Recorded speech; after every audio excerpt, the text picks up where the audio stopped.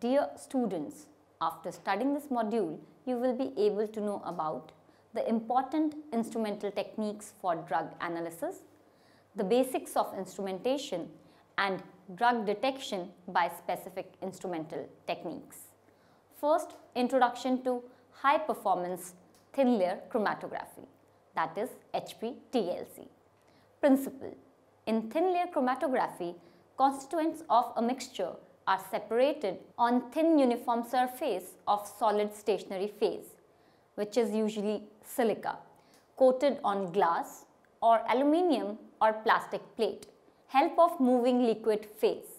The mobile liquid phase migrates or ascends on solid stationary phase by capillary action, carrying the different analyte molecules of a mixture with different speed depending upon their affinity for stationary phase. In this process, the constituents, that is the analytes, are separated into fractions. After development of the chromatogram to a certain distance, the thin layer chromatography plate is removed and mobile phase is evaporated. The track is scanned in a densitometer with a light beam in visible or ultraviolet range of the spectrum. Depending upon the mode of scanning, absorbance or fluorescence is measured by diffuse reflectance. Equipment of HPTLC. First are the TLC plates, normal phase TLC plates. In normal phase TLC plate, analytes are primarily isolated as per their polarity and their solubility for the mobile phase. The chemical constituents in the normal phase TLC are of silica gel with gypsum as a binder to increase the mechanical strength of silica gel. Second is reversed phase TLC plates. Because of the interest in reversed phase plates, HPLC pre-coated reverse phase TLC plates are available with C18, C8, C2 and phenyl groups chemically bonded onto a silica support to produce stationary phases. Next is HPTLC plates. HPTLC plates have the layer of stationary phase particles of size 3 to 7 micrometers with a thickness of 20 millimeters. Due to insignificant size of the particles and higher surface area, HPTLC plates show less lateral spreading and hence the concentration in the spot is higher, which makes the analyte easy to identify and increase the sensitivity. Next is sample application. Sample is applied either manually using capillary tube in the form of spots or automatic TLC sampler in the form of narrow bands using spray technique. Narrow bands at starting zone confirm the maximum resolution. Next is development chamber. After application of sample plate is settled in even bottommost twin trough horizontal or automatic development chamber. Next is automated multiple developments, that is AMD. The advantage of multiple developments is that it is helpful in improving the separation of analytes with low RF values. In the AMD procedure, fractions are focused into narrow bands with characteristic peak width of about 1 mm, so that on available separation distance of 80 mm on a HPTLC plate, up to 40 constituents can be resolved, that is with baseline separation. Next is the scanner or the densitometer. For densitometry assessment of a HPTLC chromatogram, the path is scanned with the help of a beam of light in the form of a slit which is selectable in both width and length. Diffusely reflected light is measured with photosensor, that is photomultiplier. Next are the applications of HPTLC. First, qualitative analysis. RF values are estimated and matched with the control samples. To avoid the use of decimals, in these values it is multiplied by 100 and the values are then referred to as HRF. Second is in situ spectra, that is absorbance versus wavelength of the analyte, and standard reference material are recorded and compared. Next are the quantitative analysis. For quantification, the dissimilarity in optical signal from the sample freeze circumstantial and that from a sample zone fractions correlated with the amount of the respective fractions of calibration standards chromatographed on that plate. Densitometry scanning measurement can be made in absorbance or fluorescence mode by measuring diffusely reflected light. Alternatively to classical densitometry, planar chromatography can be evaluated by video technology. Additional operations such as pre and post chromatographic dramatizations can be performed as required. For quantitative analysis in absorbance mode, Beer-Lambert's law is applied. A or log of I by IO is equal to ABC, where A is absorption coefficient, B is path length and C is concentration, and A is the absorbance. Next technique is gas chromatography. Gas chromatography, precisely gas-liquid chromatography, includes a tester being evaporated and inserted onto the head of the chromatographic column. The tester is passed over the column with the movement of inert gaseous mobile phase. The column comprises of the stationary phase, that is the liquid, that is absorbed by the inert solid onto its surface. Next are the instrumental components. First is the carrier gas. The gas that is used as a carrier must be chemically inert and mainly comprise of gases such as nitrogen, helium, argon and carbon dioxide. The selection of carrier gas is basically reliant on the form of detector which is used. The carrier gas system also comprises a molecular sieve to eliminate water and other contaminations. Next is sample injection port. The most customary injection technique is where a microsyringe is used to insert tester by a rubber septum into a flash vaporizer port at the head of the column. The temperature of the tester port is generally about 50 degrees Celsius higher than the boiling point of the least volatile component of the sample. In case of packed columns, the sample size varies from 1 by 10 to 1 by 20 microliters. Capillary columns, on the other hand, require much less sample. Characteristically, around 10 raised to power minus 3 ml for capillary GC split or splitless injection is used. The injector comprises a heated chamber covering a glass liner into which the sample is inserted by the septum. The carrier gas goes in the chamber and can get out by 3 ways when the injector is in split mode. The sample evaporates to form a combination of carrier gas, vaporized solvent and vaporized solutes. An amount of this combination passes onto the column, but most departure from the split outlet. The septum purge outlet stops septum bleed constituents from inflowing the column. Next are the columns. There are two usual kinds of column, packed and capillary, also called as open tubular. Packed columns are formed by using materials that are inert, finely divided, having solid support component comprising of diatomaceous earth covered with liquid stationary phase. The length of these columns varies from 1.5 to 10 meters and the internal diameter of the column varies from 2 to 4 millimeter. Capillary columns have an internal diameter of a few tenths of a millimeter. They can be one of the two kinds, wall-coated open tubular or WCOT or support-coated open tubular SCOT.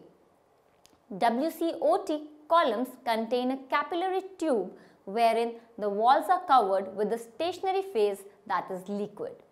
In support-coated columns, the inside of the capillary tube is coated with a thin film of diatomaceous earth that acts as a support material and the stationary phase is adsorbed on it. These types of column are usually less effective than the wall-coated open tubular columns. Both types of capillary column are more efficient than packed columns. In 1979, a new type of WCOT column was devised, the fused silica open tubular or the FSOT column. These have much thinner walls than the glass capillary columns, and in this strength is provided by the polyimide coating. These columns are flexible and can be wound into coils. They have the advantages of physical strength, flexibility and low reactivity. Next is column temperature. For precise work, column temperature must be controlled within tenths of a degree. The boiling point of the sample determines the optimum column temperature. As a rule of thumb, a temperature slightly above the average boiling point of the sample results in an elution time of 2 to 30 minutes. Good resolution can be obtained by increasing the elution time but having minimum temperature. If a sample has a wide boiling range, then temperature programming can be useful. The column temperature is increased either continuously or in steps as separation proceeds. Next are the detectors. There are many detectors which can be used in gas chromatography. Various kinds of selectivity can be obtained by using various detectors. A non-selective detector retorts to all compounds apart from the carrier gas. A selective detector responds to a variety of compounds with a common physical or chemical property. And a specific detector responds to a single chemical compound. These can be classified into concentration dependent and mass flow dependent detectors. Concentration of solute is directly related to the signal given by the concentration dependent detector, and hence the sample is not generally destroyed. Dilution with makeup gas will lower the detector's response. The signal from the mass flow dependent detectors is related with solute molecules rate at which they enter the detector, and thus in this the sample gets destroyed. The response of a mass flow dependent detector is unaffected by makeup gas. Now let us have a look at this tabular summary of common GC detectors.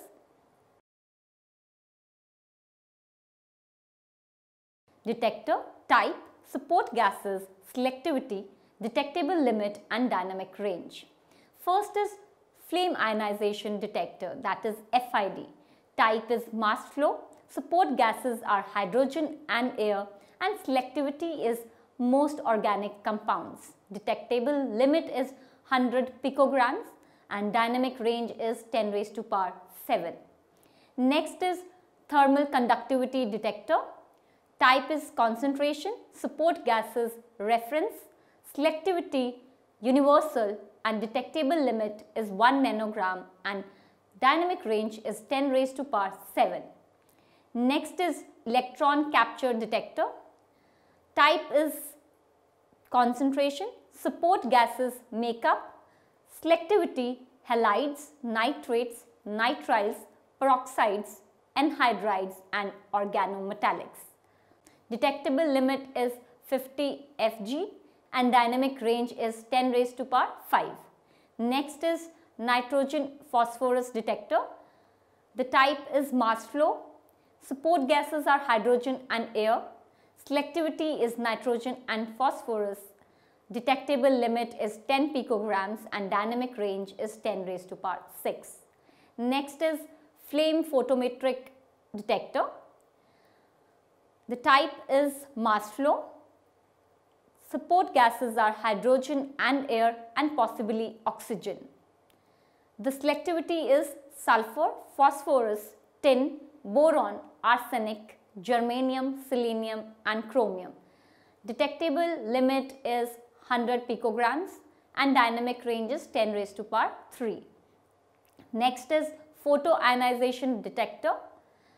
Type is concentration, support gases, makeup, selectivity, aliphatic, aromatics, ketones, esters, aldehydes, amines, heterocyclic, organosulfur, and some organometallics.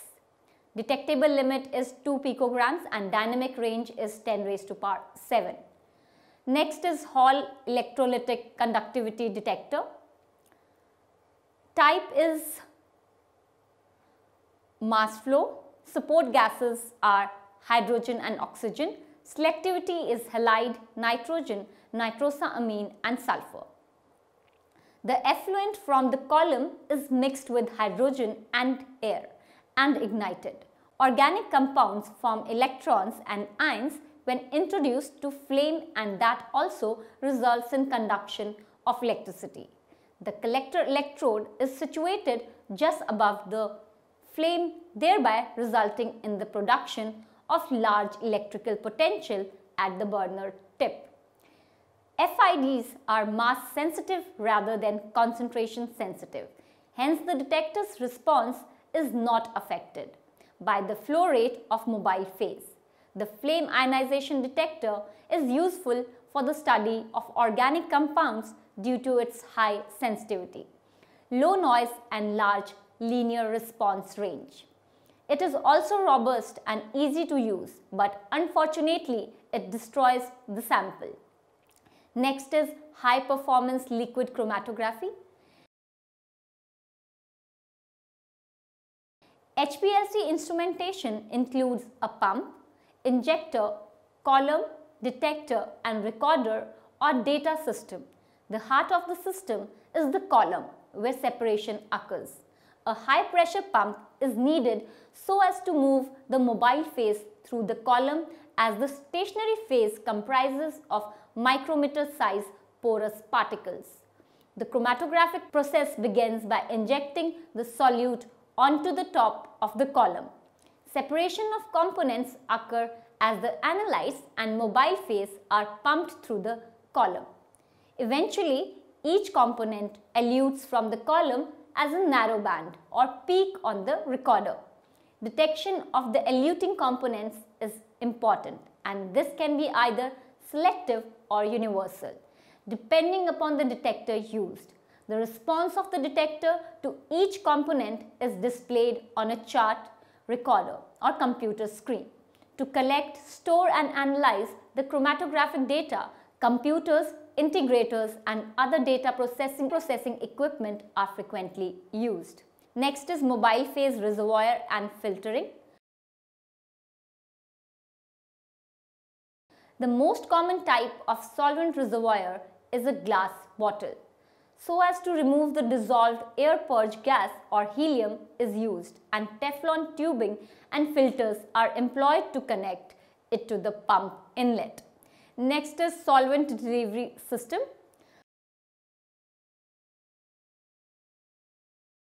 High pressure pumps are generally used to move solvents by force through the packed stationary phase beds. Flow rate stability is an important pump feature. An added feature found on the more elaborated pumps is external electronic control.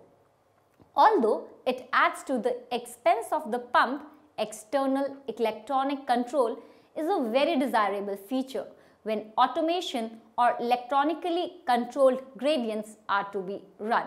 It is desirable to have an integrated degassing system, either helium purging or vacuum degassing.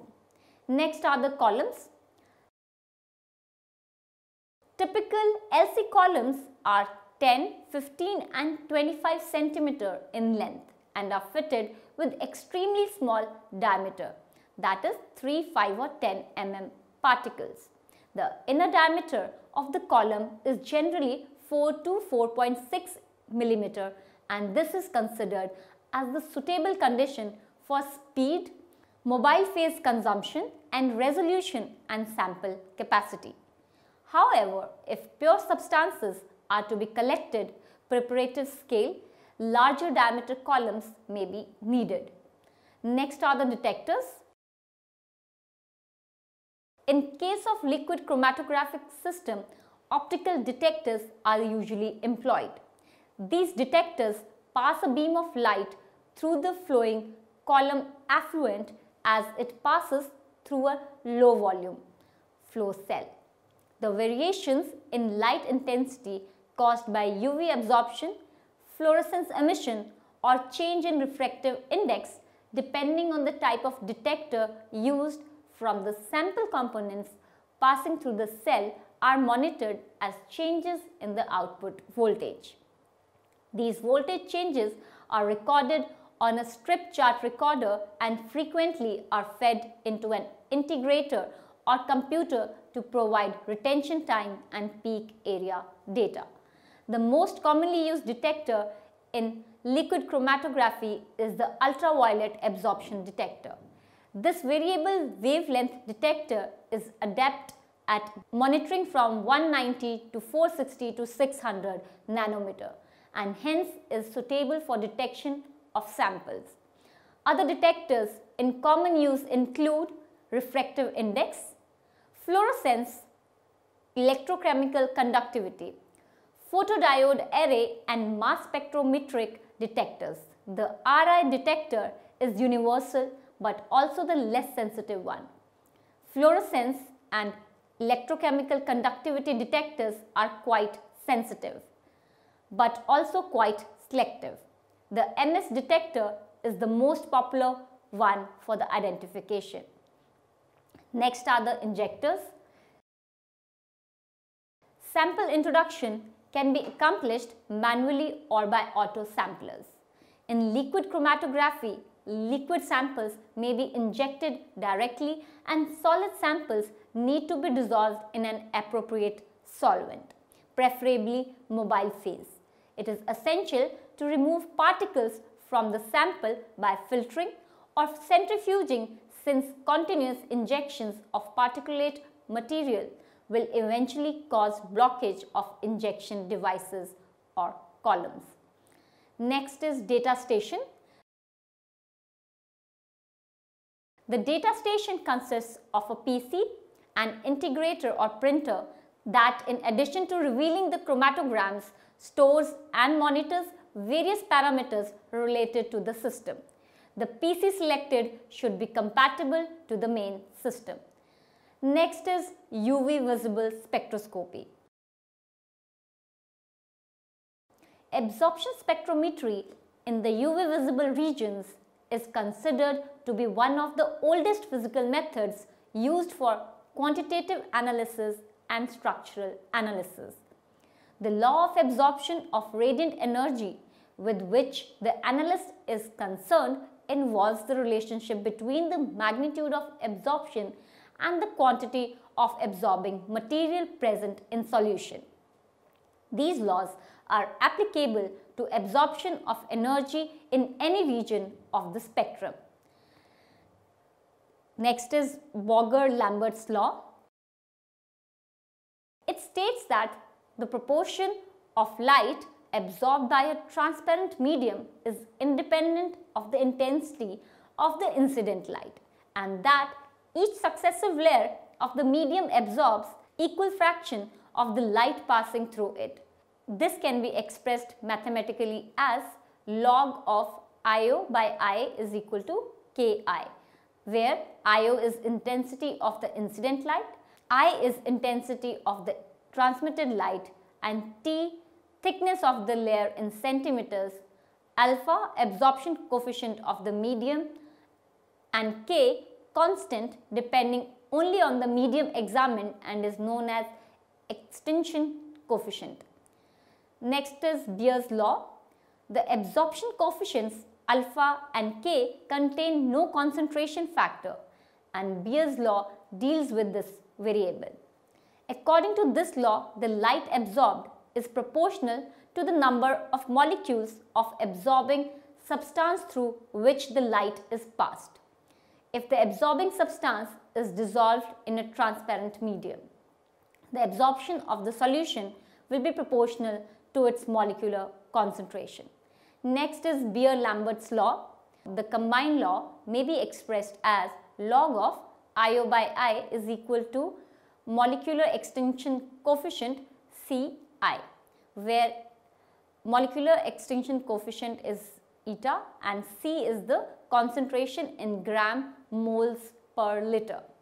The validity of the combined law should be tested for each system, which is being quantitatively investigated. It is simply necessary to prepare a series of known concentrations of the substance being measured and determine the absorbance at a particular wavelength. The values may be plotted against concentration, or the molecular extinction coefficient may be attributed to a deviation from Beer's law. Beer's law is a limiting law for dilute solutions. Qualitative applications. Specific identification of a compound can rarely be made on the basis of spectral evidence alone. Often the spectrum serves as confirmatory evidence of identity in support of other analytical data. Spectra are recorded in aqueous, acidic, basic and ethanolic or methanolic solution. The wavelengths of the principal peaks and the corresponding absorptivity values are noted for each solvent system. By comparison with data tabulated in ascending wavelength order, a number of compounds with absorbing properties. Spectral shifts are among the most useful diagnostic features in drug molecules possessing ion groups. A marked bathochromic shift in alkaline solution is observed not only for most of the phenolic drugs such as the phenolic estrogens, but also in the case of hydroxyl pyridines, ketones, benzodiazepines, pyridines and nitro compounds. Next is infrared spectrometry.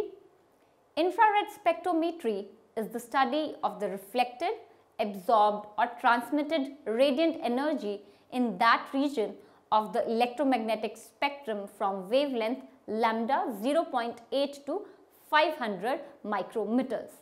A more commonly used measurement than wavelength is the frequency, the number of waves per unit.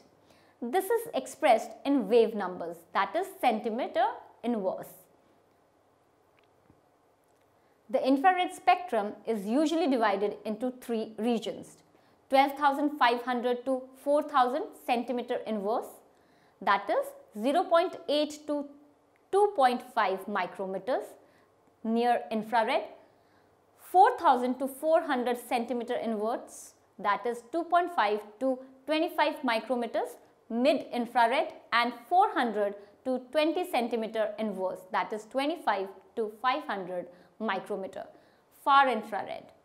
Only the mid infrared region, usually referred to simply as infrared, is considered here because it is the region which is widely used in the analysis of drugs and pesticides. When a molecule is subjected to infrared radiation, transitions take place between rotational and vibrational energy levels in the ground electronic state. These transitions give rise to an absorption spectrum characteristic of the compound. This is in contrast to ultraviolet radiation, which also causes transitions between rotational and vibrational energy levels. But because of its greater energy, these transitions occur at higher energy states. In the infrared, absorption occurs only where a change of the dipole moment of a molecule can take place. This means that diatomic molecules without dipoles such as hydrogen, nitrogen and oxygen do not absorb in the infrared. Total symmetry about an absorption band will eliminate certain absorption. Example, the symmetrical ethane molecule give no carbon-carbon stretching absorption bands. Three main types of absorption occur, namely fundamental, overtone and combination. Fundamental bands are the primary absorption bands for each mode of vibration. Overtone bands occur at multiples of the fundamental band wavelength, and combination bands occur at wavelengths which are the sum or difference of two or more fundamental bands. Overtone and combination bands are usually much weaker than fundamental bands. Particular bonds or functional groups in a molecule have specific absorption bands at given wave numbers. Changes in the wave number of a band have been correlated with changes in either the structural environment or the physical state of the molecule. These correlations form the basis of qualitative analytical work in infrared spectrometry. However, many bands in the complex region from 1600 to 400 centimeter inverse, which is usually referred to as the fingerprint region, are still of unconfirmed origin. A proportion of the bands is characteristic of the molecule as a whole and cannot be assigned to particular functional groups.